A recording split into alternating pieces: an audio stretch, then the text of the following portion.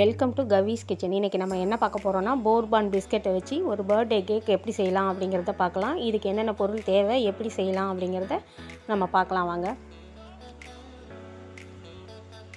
போர்பான் biscuit 2 packet, பால் காய்ச்சினது 200 ml, பொடிச்ச சர்க்கரை 2 table spoon, baking powder 1 table spoon, vanilla essence 1/4 teaspoon, நெய் ஒரு 1/2 teaspoon. இதுதான் இதுக்கு தேவையான பொருள். இப்போ இதை நம்ம எப்படி செய்யலான்னு பார்க்கலாம். போர்பான் பிஸ்கெட் 2 பாக்கெட்டையும் பிரித்து 1-2 உடச்சி மிக்சியில் போட்டு நல்லா நைஸாக பவுடர் ஆக்கிக்கணும். நம்ம முதல்ல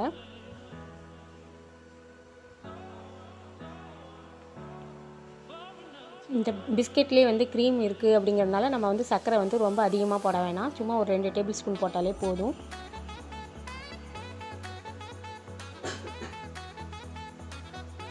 இதை மிக்சியில் பவுட்ரு பண்ணி எடுத்ததுக்கப்புறமா இதை ஒரு பவுலில் போட்டுட்டு இதில் நம்ம காய்ச்சி ஆற வச்சு எடுத்து வச்சுருக்கிற 200 ml பாலை ஊற்றி நம்ம இதை நல்லா கிளறணும்.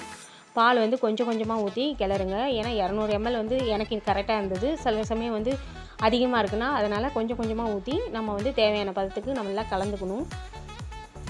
பால் நல்லா ஊற்றி இதை ஒரு லிக்விட் ஃபார்மில் கலந்து எடுத்துக்குங்க.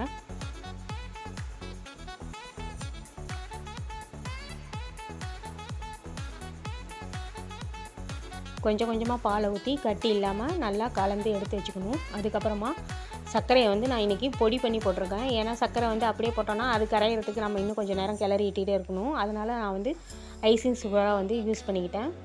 பொடிச்ச சர்க்கரை 2 டேபிள் ஸ்பூன் இதில் போட்டுக்கணும். போட்டுட்டு ஒரு 2 முறை கலந்து விடுங்க. கலந்ததுக்கப்புறமா பேக்கிங் பவுடர் 1 டேபிள் ஸ்பூன் போட்டாலே போதும். இதுக்கு நம்ம பேக்கிங் சோடாலாம் போட தேவையில்லை, வெறும் பவுட்ரு மட்டுமே போதும். சர்க்கரை போட்டு 2-3 முறை கலந்ததுக்கப்புறமா பேக்கிங் பவுடரும் போட்டு நல்லா கலந்ததுக்கப்புறம் இதில் கொஞ்சமாக எசன்ஸ் ஊற்றிக்கிங்க, வெண்ணிலா எசன்ஸ்.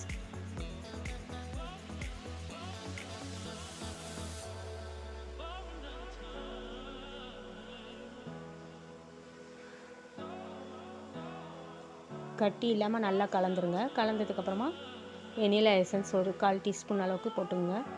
சின்ன டீஸ்பூனால் ஒரு ட்ராப் அந்தளவுக்கு விட்டு நல்லா கலந்து விட்டுருங்க. கலந்ததுக்கப்புறமா நம்ம எந்த பாத்திரத்தில் இந்த கேக்கை ஊற்றி பேக் பண்ண போகிறோமோ அந்த பாத்திரத்தில் லேசாக நெய் தடவிட்டு அதில் இதை நம்ம கலந்து வச்சுருக்கிற இந்த லிக்விடை இதை ஊற்றிடணும்.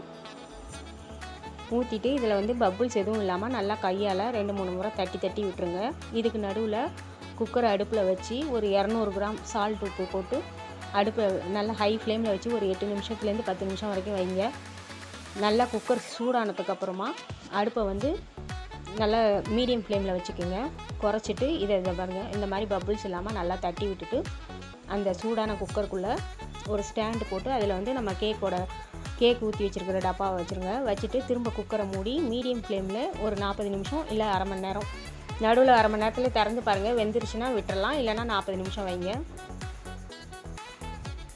40 நிமிஷம் கழித்து நம்ம ஒரு கத்தியோ இல்லை ஒரு குச்சியோ விட்டு பார்த்தோன்னா கேக் ஒட்டாமல் வந்துச்சுன்னா வெந்துருச்சுன்னு அர்த்தம்.